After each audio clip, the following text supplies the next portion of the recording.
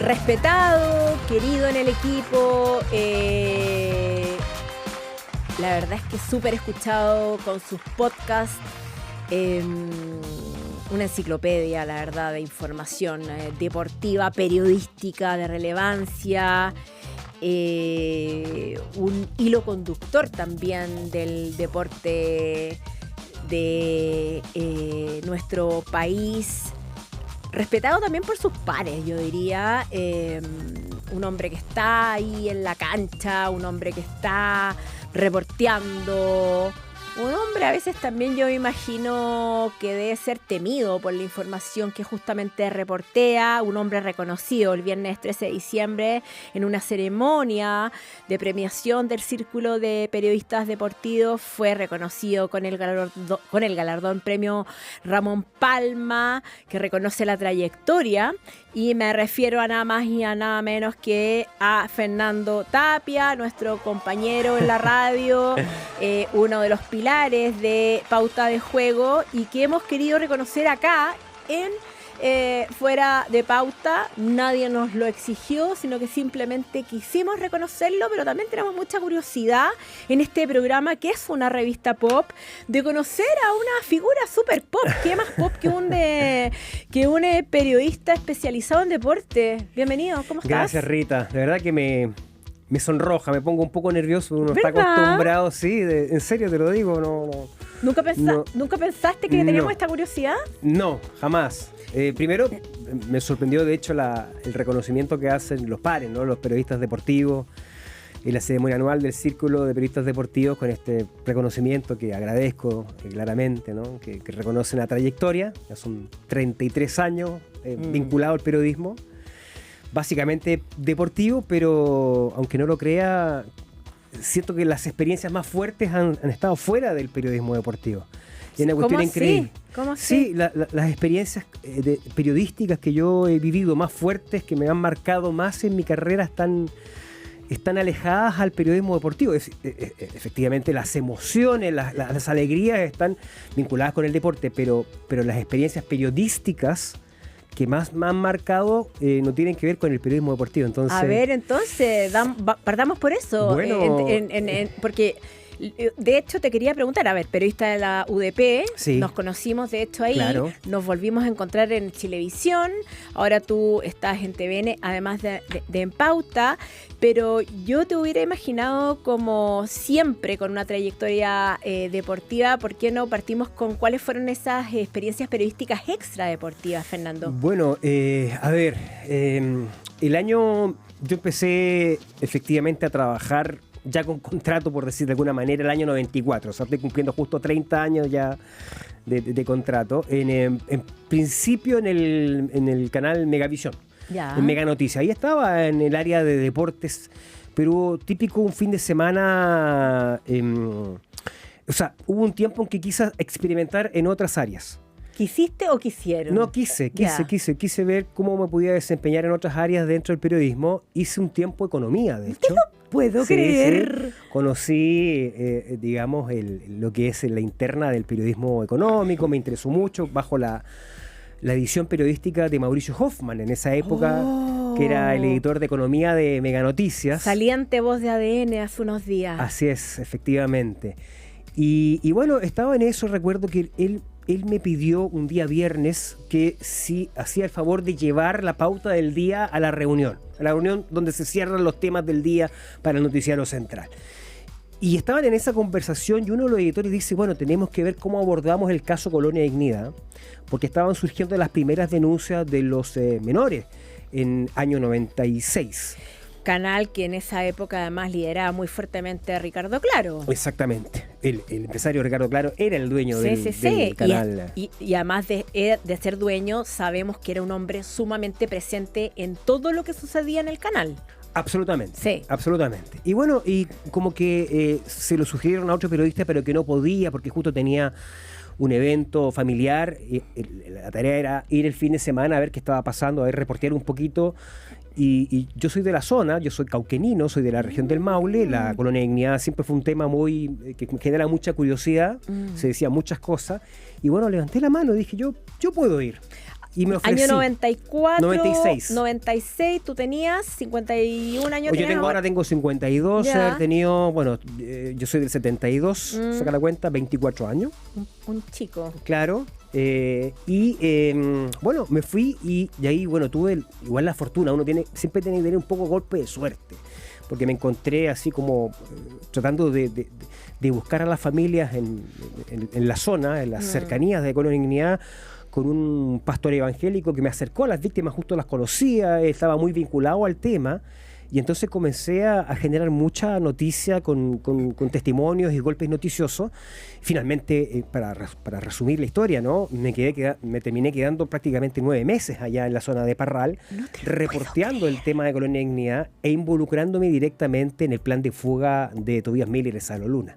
Esa es la historia que me vincula en una experiencia fuerte, porque yo me enteré de las intenciones de fuga 4 meses antes que se produjera. Dos cosas. Primero, lo inesperado de Sí. ir a reportear, quedarte 9 meses cuando los presupuestos además periodísticos eran otros. Exacto. Uno, esa fuga que fue histórica, Claro. en un caso también que ha marcado, ¿no es cierto?, para siempre, ¿no es cierto?, también no solamente esa región, sino que también la historia de nuestro país. Absolutamente. Y del periodismo, porque además fueron, corrígeme tú, pero el periodismo fue, claro, fue esa noticia, ese golpe, y luego fue la labor de contacto con la Carola Fuentes. Claro, ahí en también. 2005 ya. Exacto, pero cómo el periodismo, cómo puede marcar también el destino, ¿no? Sí, así fue. Yo recuerdo que eso fue una experiencia muy fuerte, porque Y tú eras muy niño. Sí, nos enteramos 4 meses antes a propósito de esta amistad que sostuvimos o cercanía con el pastor, y el pastor en algún momento determinado me pide ayuda logística porque tanto Tobías como Salo Luna, que era un agente externo, no confiaban mucho en la policía, ni en carabineros, ni en la policía de investigación en esa época. Pero había mucha labor de inteligencia y contrainteligencia en ese tema. Sí, pues. Y finalmente, bueno, contribuimos. Intentamos, o sea, de hecho, ideamos un plan de fuga que falló, ¿ah? que se por una circunstancia casual, pero fueron horas y fueron días de mucha tensión, porque temimos lo peor, que se había filtrado la información y que esos muchachos estaban corriendo peligro su vida. Y finalmente, bueno, me involucré mucho, trabajé mucho en ese tema, como te digo, 9 meses, o sea que me distancié del área deportiva y me marcó mucho periodísticamente hablando. ¿Y cómo esa área de la actualidad dura de la investigación tras ese golpe periodístico no te atrapó y volviste a lo deportivo? Porque tenías también ahí, en términos curriculares, una puerta abierta para seguir. Sí, bueno, porque como se frustró todo eso, finalmente por un accidente que sufrió Salo Luna justo el día en que teníamos todo planeado y no se produjo esa fuga con nosotros, ellos terminaron fugándose por su propia cuenta, cambiaron el plan y ya yo no participé en esa segunda parte, y siempre consideré esa historia como un fracaso periodístico. Yo no lo conté hasta el año 2015. Claro, pero igual tenías, a pesar de que se haya frustrado, igual tenías el expertise de la investigación a tu haber. Es decir, yo creo que ahí el reporteo más que nada, más que la investigación, porque ahí lo relevante fue cómo establecer relaciones, cómo ganarse la confianza. A mí me tocó esa parte muy dura de entrevistar a los menores y que ellos te contaran tan abiertamente los que le había pasado allá adentro, los abusos terribles, ¿no? Que no fueron publicados, por supuesto, porque no eran materia de interés público ese detalle, pero sí la sensación de querer contribuir y finalmente tomar parte. Eso fue como el gran dilema periodístico mío, ¿no? Porque a ti te enseñan siempre en la academia, en la universidad, uno tiene que mantener equidistancia de las partes involucradas. Recuerda que la Colonia Dignidad estaba fuertemente respaldada por grupos políticos conservadores y no era fácil. Había gente que criticaba la acción de la policía, y entonces yo en ese momento llegué a la determinación de que había que hacer lo correcto, y eso implicaba tomar una decisión, involucrarme en el tema, incluso sin contarle a mis jefes en el canal en ese momento. O sea, actué por mi propia cuenta. Sí, actué por mi propia cuenta, involucrando a funcionarios, compañeros míos que también estuvieron de acuerdo en contribuir de esa manera. Por eso que digo que me marcó esa historia mucho. Bueno, pero ahí el entrenamiento periodístico marcó también la forma de abordar el reporteo en el área deportiva. Sí, yo creo que para mí el periodismo no tiene apellido.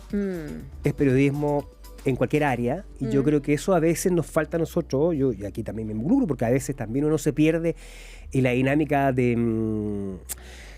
más relajada que te permite el periodismo deportivo, ¿no? Claro, la gente cree que es una cuestión magacinesca, como de ocio, me refiero a ocio como algo de entretenimiento. Claro. Y ahí te quiero preguntar, retrocediendo a tus primeros pasos como periodista deportivo, estamos conversando con Fernando Tapia, recientemente reconocido con el premio Ramón Palma a la trayectoria por el Círculo de Periodistas Deportivos. Fernando, ¿cuándo... o sea, primero, ¿por qué decías estudiar periodismo? ¿Tienes algún acercamiento familiar o te gustaba como el mundo de la información, del consumo de medios ya cuando eras chico? Y lo otro, ¿por qué estudiar, especializarte o acercarte al periodismo deportivo? A ver, el deporte primero porque es una gran pasión. Uno parte... ¿Practicar el deporte u observarlo? Observar el fútbol. El fútbol Ya. nunca se me dio jugarlo ni practicarlo, pero... O sea, hice el intento, pero no... ¿Ah, sí? Claramente no había capacidad ni había talento para eso. Pero sí, el fútbol primero y después Ya. te vas enamorando de las otras disciplinas deportivas cuando te vas inmiscuyendo y conociendo y viendo también los talentos. Eso te enamora, ¿no? Te apasiona.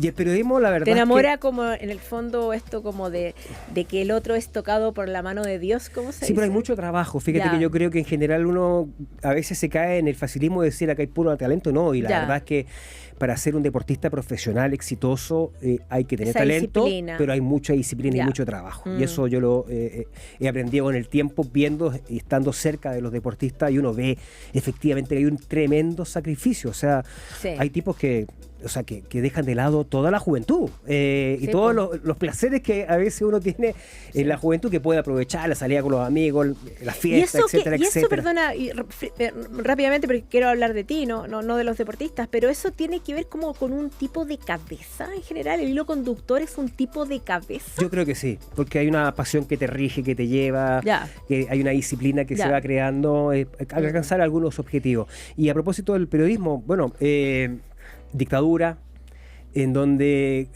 en muchas casas circulaban Sí, las publicaciones que estaban censuradas, que eran mano a mano. Eso me llamó mucho la atención. ¿Pero qué leías? ¿Leías Hapsi cuando Apsi, chico? Cauce, análisis, los teleanálisis, estos videos en VHS que eran noticieros audiovisuales que circulaban de mano en mano.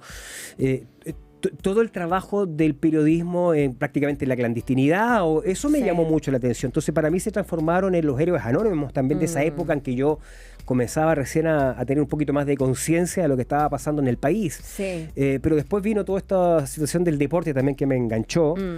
Y finalmente, bueno, por eso se produjo como esa conexión. Pero yo siempre reitero, yo creo que el periodismo es sin apellido. Totalmente de acuerdo. Y esto a veces cuesta hacerlos entender a muchas generaciones jóvenes que es periodismo deportivo. Está bien, pero tú tienes que estar capacitado a poder reaccionar en diferentes circunstancias, porque nunca sabes cómo te sorprende el ejercicio del periodismo. Y por eso que la segunda gran experiencia de vida, periodísticamente hablando, tiene que ver también con eso. Yo iba a una final de la Copa Mercosur, jugaba San Lorenzo de Almagro, en esa época dirigido por Manuel Pellegrini, contra Flamengo de Brasil en Buenos Aires, diciembre del año 2001. Y llevo por el día, un viaje por el día. Y yo me bajo del avión y lo que veo es que la ciudad de Buenos Aires está en furia, o sea, estallido social.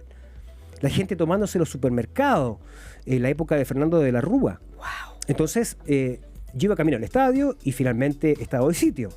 Que la gente no puede salir a las calles, la gente se rebele, casi se toma la Casa Rosada, y ese día terminó reporteando durante toda la noche los incidentes que ocurrieron en Argentina. Al día siguiente continuaron, mandaron yo iba sin camarógrafo, más porque había un equipo que andaba trabajando de producción en Buenos Aires y con él iba a trabajar esa ¿Pero noche. en esa época estabas en televisión? En esa época ya ¿Estaba estaba en en Chilevisión, estaba en 2001, televisión? exactamente, sí. Ahí me salté otro evento, pero Sí. ¿por qué fue fuerte? Porque el día, pero que me encuentro siendo periodista deportivo y a reportear una final de fútbol. Y sin embargo tengo que empezar a despachar sobre la crisis social, Pato política. Caldichuri te dice, Sí. cámbiate la Al zapatilla aire, listo. y vamos. No, Sí. de inmediato hay satélite, que ahora con con las nuevas tecnologías Sí, tú puedes despachar en con cualquier el celular, momento. da lo mismo, En, claro. en ese momento había que reportear y después despachar. Y bueno, cuento corto, me acuerdo que en un incidente estábamos en plena calle principal, 9 de julio, en Buenos Aires, y me encuentro en medio de una balacera. Entonces, que ahí yo me quedo petrificado porque no podía creer que eso estuviese pasando. O sea, Tú ibas al placer de ver un partido de fútbol clásico de clásico y te cambiaron y el panorama. El camarógrafo, él me hace reaccionar. Yo pensé, ¿cómo es posible? Él me agarra y me dice al suelo. Y yo, es primera vez que siento esto de las balas, el zumbido de las balas. ¿No es cierto? Que tú, es una cuestión muy... Y en una ciudad que debes haber conocido y haber Sí, ido muchas 1000 veces a trabajar, a disfrutar, etcétera. Una ciudad más bien amable. 11 clásicos, River Claro. Boca, la época de Sala que me tocó reportear Exacto. también, que está dentro del lado de la alegría, todo ese tema. Y bueno, y ahí vi una persona fallecer, digamos, producto de la balacera. Entonces, esa es una cuestión que te marca, te queda aquí en la cabeza.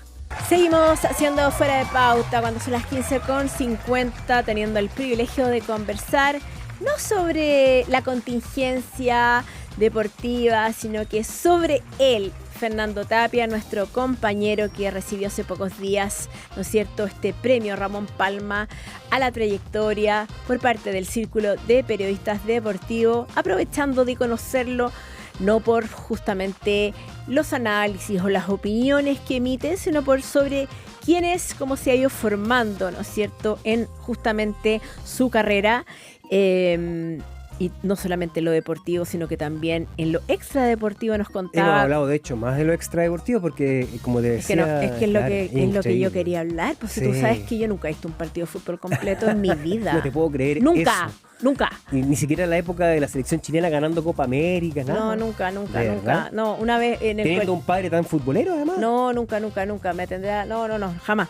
Pero lo que yo te quiero preguntar y que me llama la atención como ciudadana de a pie es que de un tiempo a esta parte, de un tiempo largo a esta parte, de lo que me entero sin ser fan de ningún club, que no me gusta ningún chiquillo, de ningún equipo que yo vea así y digo, ya, me lo voy a ver en pantalla, lo voy a ver en mute que sea, Claro. ver los monitos para ver cómo corre, nada. Uno se entera de problemas con las barras bravas, problemas políticos justamente por los desórdenes en los estadios, mucha violencia y por otro lado negocios muy oscuros. ¿En eso se ha transformado el fútbol local o en eso se ha transformado el fútbol a nivel internacional? Bueno, corrupción a nivel internacional, efectivamente. Bueno, el FIFA Gate nos demostró que había una estructura de corruptela de décadas y pero eso se fue yo creo que se fue traspasando a las diferentes federaciones. Pero eso tiene una lectura, tiene que ver con que el fútbol es especialmente atractivo o es un brazo más de la corrupción que se ha ido moviendo Yo creo a que nivel global. Es una instancia muy propicia para, por ejemplo, el lavado de dinero. ¿Por qué? Porque, a ver, el capital más importante de un equipo de fútbol, por decirlo de una manera, es el pase del jugador. ¿Y de qué depende el precio aparte de la campaña? Son elementos tú puedes ponerle cualquier precio. Entonces, es un caldo de cultivo muy interesante para quienes tienen interés en lavar activos, lavar dinero. Se utiliza mucho el tema del pase del jugador, el precio del jugador, del pase del futbolista. Pero la corrupción es un fenómeno obviamente internacional y yo creo que se ha asentado mucho en Chile. Hay muchas dudas de la propiedad, un montón de inconvenientes. Fíjate que hay una investigación que está vigente, que la hemos denunciado acá en Pauta, de la unidad de análisis financiero, que habla que hay 10 equipos chilenos sin ser identificados, porque es una investigación bajo reserva, que están bajo sospecha de lavar dinero. De lavado de dinero, lavado activo. Entonces, a mí me llama la atención que esta noticia, que es potente, no se comente mucho en los medios de comunicación. Como que, estamos acostumbrados, puede pasar. ¿Y eso es por miedo? No, yo creo que... Eso es porque los nombres que hay detrás son demasiado potentes, poderosos, vinculados a élites de plata, ligados al mundo de la política. Yo diría que más que nada por desconocimiento, porque yo en los programas deportivos cuesta meter este tipo de temáticas, esta agenda. Porque el público a veces te la rechaza rápidamente, quiere saber... Cambia canal. Quiere saber... Quiere el show deportivo. No, está bien, quiere el análisis del deportivo, de la figura, de la contratación que va a llegar. O sea, ellos, el hincha obviamente se deja llevar por la pasión y lo que le interesa primero es el resultado. Y muchos de los delincuentes de cuello y corbata que funcionan en el fútbol se benefician de esa barrera de protección que es el resultado, que es el rendimiento de un equipo. Entonces, si les va bien, muy poco se va a hablar de lo otro. Ya, último, nos quedan 30 segundos porque tenemos que despedir, pero antes necesitamos saber por qué te dicen Fernando Agustín Tapia, aunque no te llamas Fernando Agustín Tapia, e incluso ni tu carnet de identidad dice Agustín, ni tu pasaporte. Fernando Andrés. Fernando Andrés, sí, Fernando Andrés, dime la verdad, chico, dime la verdad, Fernando Andrés. ¿Por qué? Patricio Fernando Pinto es el autor de que es un compaginador que trabajaba en el Mega, y el primer día que yo llego a hacer poco menos que la práctica al deporte, me dice ¿cómo te llamas? Fernando Tapia. Le digo, no, pero tu nombre completo, Fernando Andrés Tapia, y él me dice, con ese nombre no vas a llegar a ninguna parte. Pero como actor de Hollywood. Yo te voy a conseguir un nombre más golpeador para el deporte, porque estaba de moda esto del nombre. El nombre primero, compuesto. Nombre compuesto, porque los relatores argentinos habían puesto de moda eso. ¿Te acuerdas de José Marcelo Salas de esa época? Y al día siguiente llegó a propósito del tío Agustín Nostroza, gran locutor del área deportiva de TVN, el nombre de Agustín, y me dijo Fernando Agustín Tapia. Va a ser más golpeador, y finalmente se terminó imponiendo en el tiempo. Esa maravilloso, pero como tanto actor de Hollywood. Me encanta, Fernando Agustín Tapia, Fernando Andrés. Me encanta. Gracias, Fernando Agustín Tapia, por esta entrevista. No la voy a olvidar, porque a pesar de que nos conocemos hace tanto tiempo que nos hemos topado en distintos medios, hoy día sí que empiezo a entenderte. Muchas gracias. Y eso que te escucho todos los días en Pauta de Juego con nuestros queridos amigos de Pauta.